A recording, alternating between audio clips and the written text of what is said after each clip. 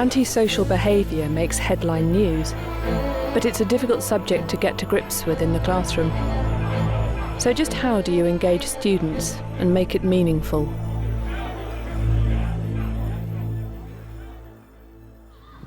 At Caldew School in Cumbria, David Coulson-Lowes has developed a lesson plan around anti-social behaviour and the respect agenda.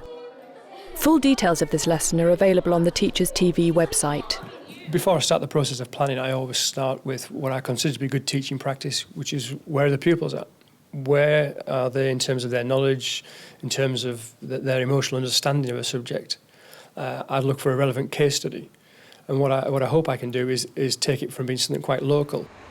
There was a perception in Cumbria that antisocial behaviour was becoming out of control in certain areas or at certain times. And there were a very vocal group of people who said that something should be done about it. Have a look at this sheet. It's a little journey with little boxes in for you to make a record of your journey.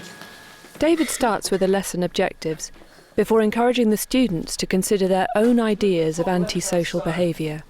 Sorry, Anne. Top left-hand side. Give some examples of what you think antisocial behaviour is. We're making a record right at the beginning of the lesson as to what you think this is. We're going to have a look at the end of the lesson and see if you still agree with yourself. See if you've changed your mind or your opinions at all. So what really is antisocial behaviour? Experts in the field explain. Antisocial behaviour, the legal definition, is any behaviour that causes harassment, alarm or distress or is likely to. In reality, what that means is that it can be behaviour such as graffiti, shouting, swearing, vandalism, criminal damage, threats and actual violence. So it's quite broad-ranging in what it can cover, but the legal definition is harassment, alarm or distress. However, to a degree it's quite subjective. What may cause distress to one person doesn't necessarily cause distress to another. Behaviour in one context may not necessarily be antisocial behaviour, whereas in another context it may be. So for instance, if you live in an urban environment, playing your music very loudly till 3 or 4 o'clock in the morning is likely to cause harassment, alarm and distress.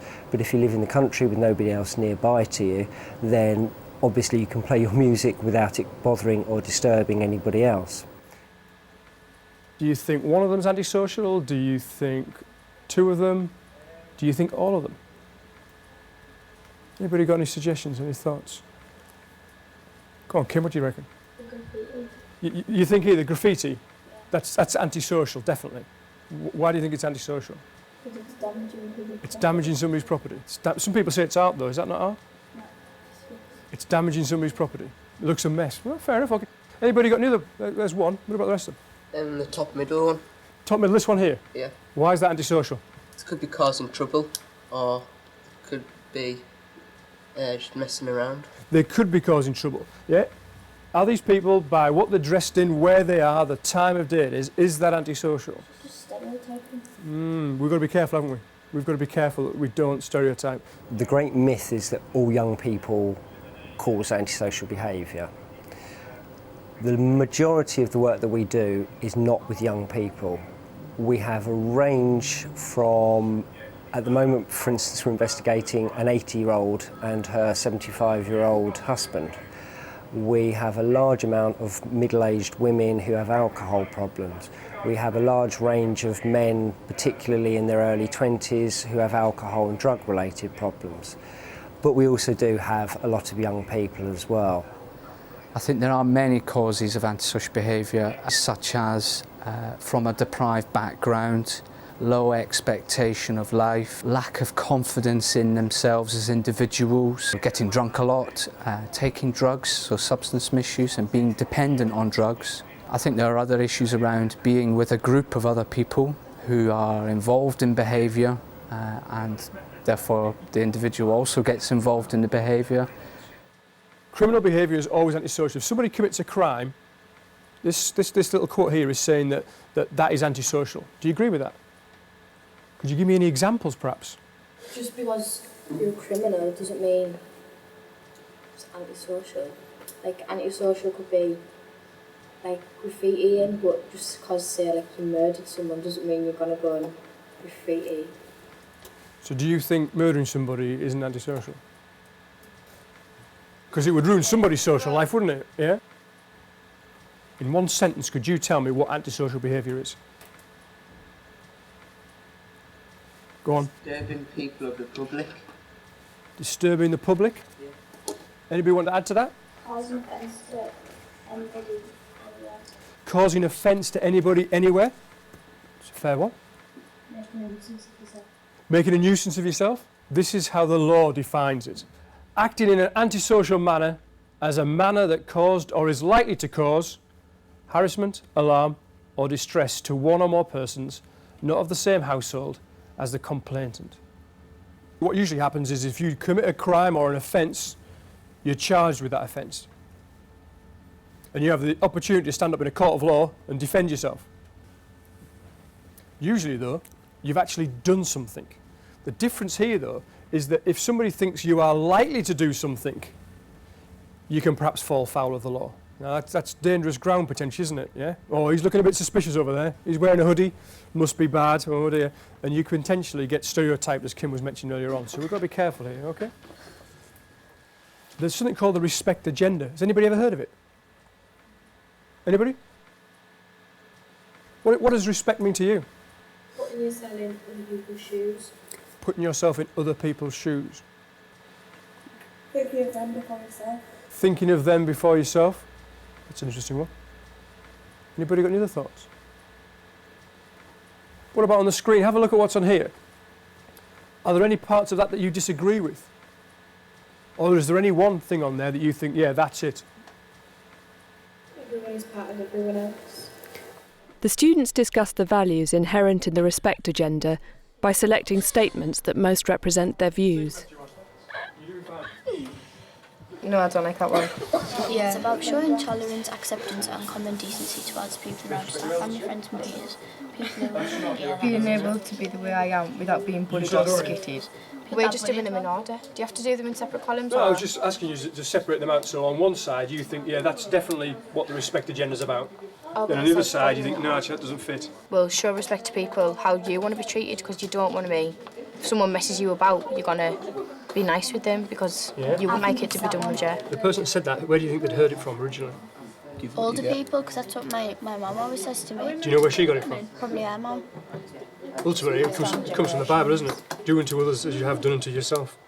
It's actually found its way into our common understanding of what respect is. Do you think that one? That covers everything, really. Covers everything? Yeah, because it's about religions, other people, family and friends, people who are older than you, people who are younger than you, it's just everybody. Everybody.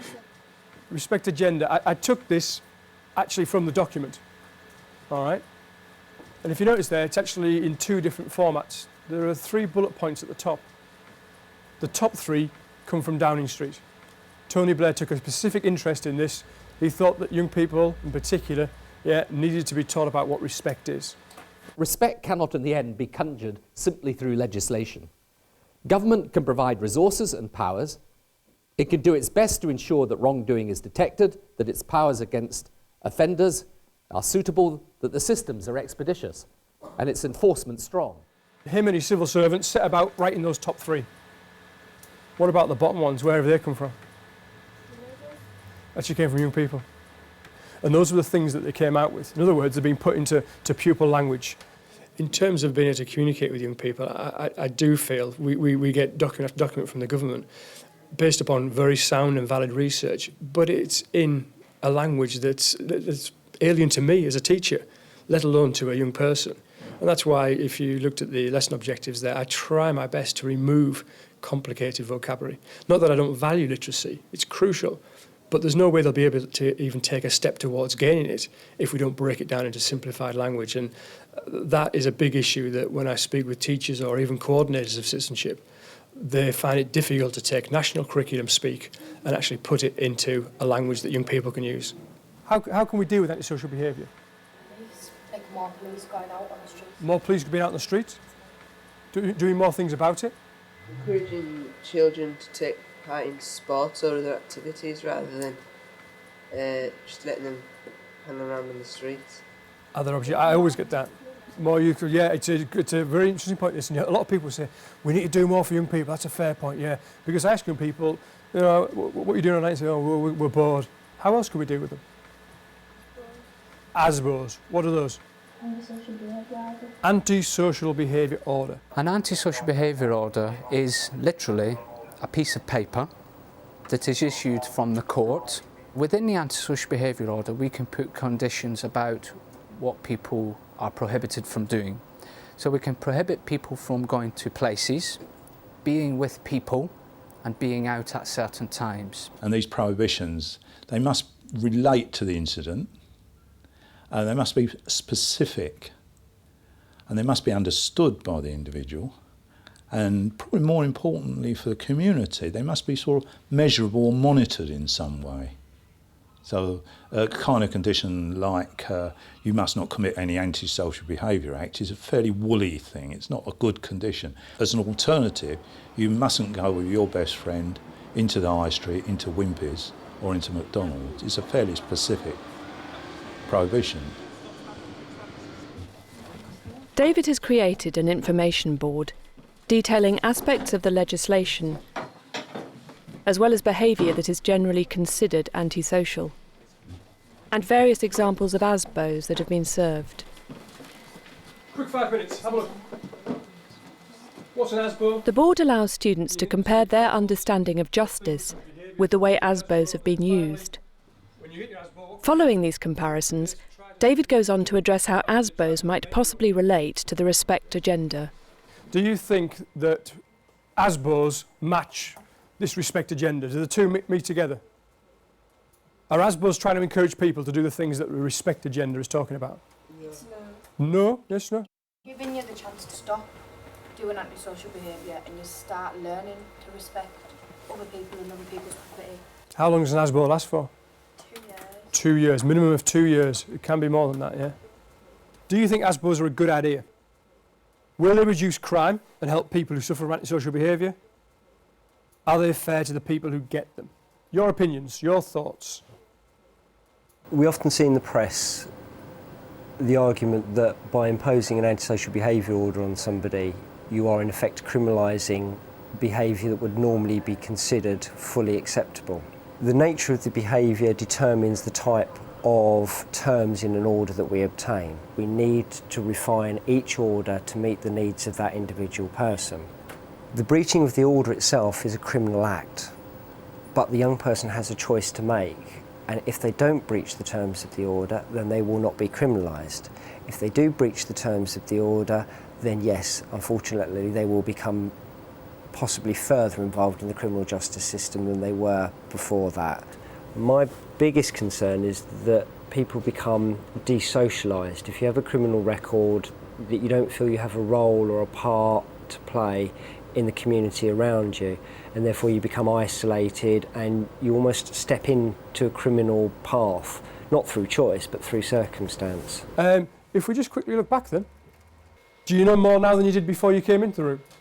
Yeah, you're better informed, you're able to make, using information to make good decisions.